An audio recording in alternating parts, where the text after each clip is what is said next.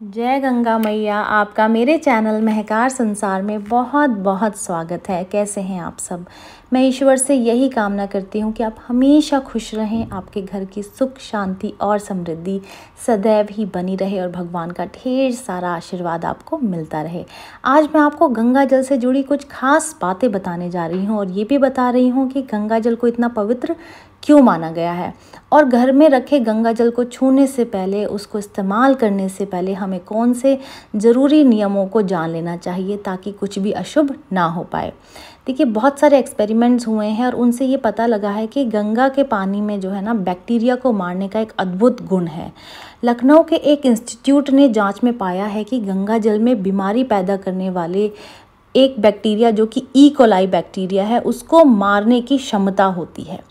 वैज्ञानिक जो हैं वो ये कहते हैं कि गंगा के पानी में बैक्टीरिया को खाने वाले बैक्टीरियोफेज वायरस होते हैं। देखिए, एक तरीके का बैक्टीरियोफेज वायरस होता है जो कि बैक्टीरिया को खाता है और ये वायरस जो है वो गंगा के पानी में होता है। ये वायरस बैक्टीरिया की तादाद बढ़ते ही सक्रिय होते हैं और उन्हें नष्ट कर देते हैं, उन्हें खा लेते हैं।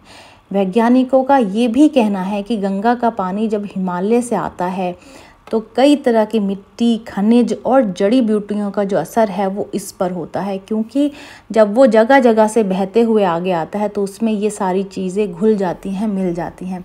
इसी वजह से गंगा का पानी लंबे समय तक खराब नहीं होता और इसके औषधीय गुण बने रहते हैं।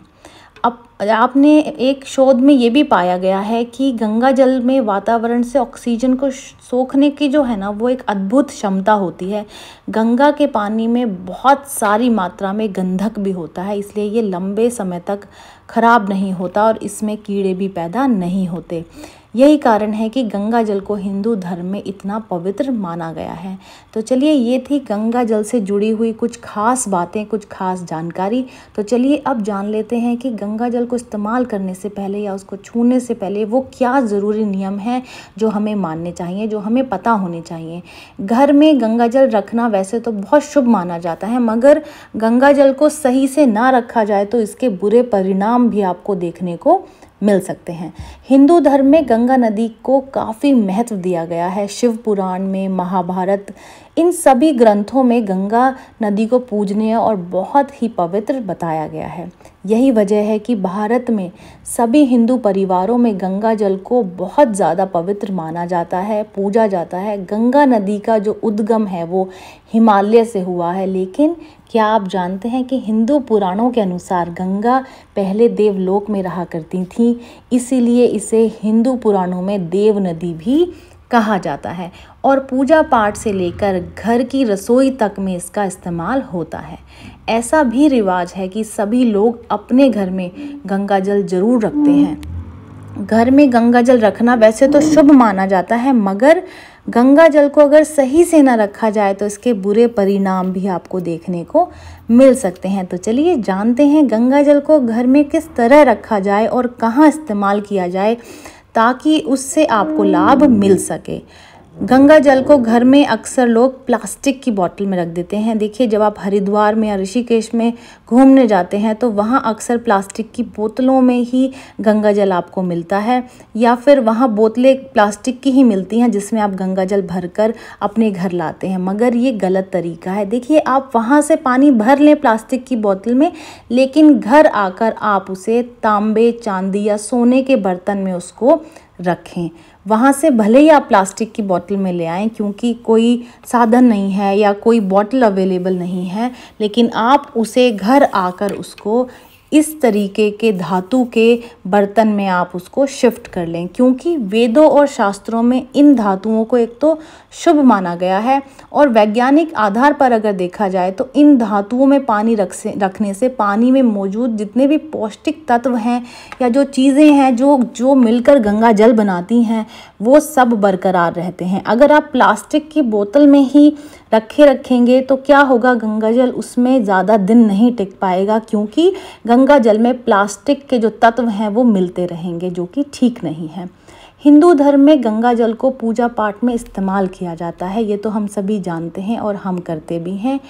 और गंगा जी को पूजा भी जाता है। इसलिए ऐसा माना जाता है कि गंगा जल को घर में साफ सुथरी जगह पर ही रखना चाहिए। कई लोग गंगा जल को भगवान के कमरे में उनके नज़दीक रख देते हैं। वैसे ऐसा करने में कोई बुराई नहीं है, मगर आप गंगा जल को स्टोर करके किसी साफ सुथरे स्थान पर भी रख सकते हैं और ज़रूरत पड़ने पर इस्तेमाल कर सकते हैं।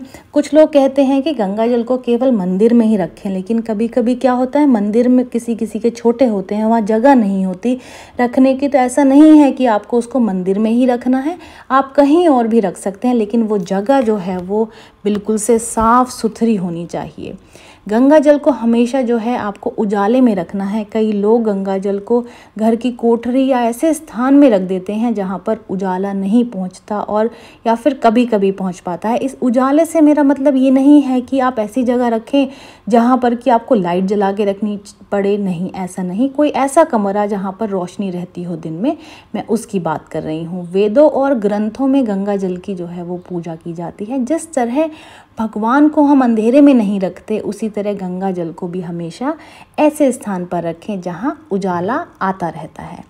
वैसे कई लोग उल्टा करते हैं, वो गंगा जल से ही हाथ साफ करके पूजा करते हैं। ऐसा करने में कोई हर्ज नहीं है, मगर ज़रूरी है कि आप गंगा जल को छूने से पहले भी हाथ साफ कर लें। धार्मिक आधार पर गंगा जल को पूजा पाठ के काम में इस्तेमाल किया जाता है, इसलिए जिस तरह पूजा पाठ के हर सामान को आप साफ हाथ से छूते हैं, वैसे ही आपको गंगा जल को भी साफ हाथ से ही छूना चाहिए। जब आप पूजा करते हैं तो पूजा करने से पहले भी आपने देखा होगा, पंडित जी आपको हाथ धोने के लिए कहते हैं, और उसमें उस पानी में गंगा जल मिला होता है। तो इसका ये मतलब नहीं है आप गंदे हाथों से आएँ और पूजा में बैठें और फिर आपके वो हाथ साफ कराएं, नहीं। पहले आप पानी से हाथ साफ कर लें, पूजा में बैठें, और जब आप गंगा जल से हाथ साफ करें तो आपके जो हाथ हैं वो और पवित्र हो जाएंगे, और आप भगवान को आप छू पाएंगे, आप उनका निरादर नहीं करेंगे। चलिए कुछ और बातों पर भी गौर कर लेते हैं। गंगा जल का छिड़काव अगर आप रोज़ घर में करें, इससे घर साफ होता है और पॉजिटिविटी बनी रहती है। शनिवार के दिन गंगा जल को अगर आप पीपल के पेड़ में चढ़ाते हैं तो कुंडली के जो सारे दोष हैं वो दूर हो जाते हैं। जब भी आप दिया जलाएं, दिया जला करके 1 लोटा पानी, उसमें कुछ बूंदे गंगा जल की डाल करके शनिवार को पीपल के पेड़ में दें, आपको तुरंत ही उसके जो है वो असर दिखाई देगा। यदि सोते वक्त आपको डरावने सपने आते हैं, या आपको लगता है कि आपके बच्चे को रात में सपने आकर डराते हैं, तो आपको गंगा जल का खुद पर या बच्चे पर छिड़काव कर कुछ छींटे मारकर जो है वो सोना चाहिए। आपको तुरंत ही इसका असर देखने को मिलेगा। तो चलिए, ये जानकारी थी गंगा जल से जुड़ी हुई। उम्मीद करती हूँ ये जानकारी आपको पसंद आई होगी, और अगर पसंद आई है तो इस वीडियो को लाइक करें, शेयर करें, और जो लोग इस चैनल पे नए हैं कृपया मेरे चैनल को सब्सक्राइब करें, नोटिफिकेशन बेल को दबा दें ताकि आपके पास नई नई महत्वपूर्ण जानकारियाँ पहुँचती रहें। तो चलिए फिर मिलते हैं नई वीडियो में नई जानकारी के साथ में। जय गंगा मैया।